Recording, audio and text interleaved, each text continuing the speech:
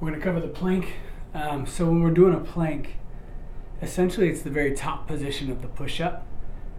You want to make sure of a few things. You want to make sure that you keep your abs nice and tight. You want to make sure that you're squeezing your legs or kind of tightening your thighs and bringing them in together. What that's going to do is create a really solid and stable structure. It allows everything else to kind of relax, but also it's very effective. It allows you to hold that plank position a lot longer. So what we're going to do is hands are going to be right underneath the shoulders. We're going to come up into that top of the push-up position. So feet are, I like to bring mine, they're really close together, they're not touching, but I'm tightening my abs. I'm bringing my thighs and squeezing them together, and I'm just going to hold this position for whatever the time is, or as long as we can, however the workout or the challenge is going. If you need to, you can drop to your knees.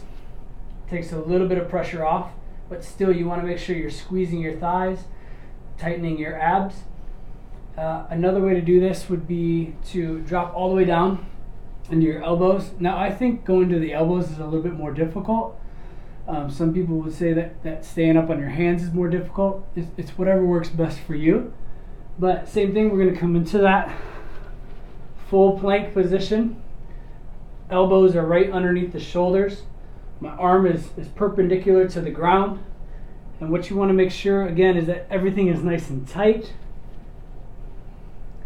but yet relaxed at the same time. Again, you can do this on your knees.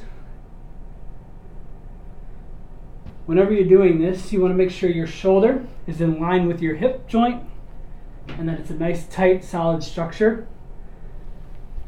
Now, if you need to, you can take this to a chair. You can take it to a step or a stool.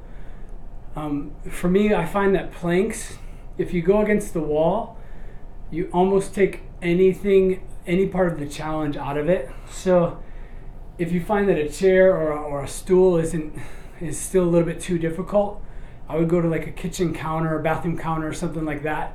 That way you're still getting some of that gravity resistance, but still allow your muscles to work properly and to fire and to challenge your body.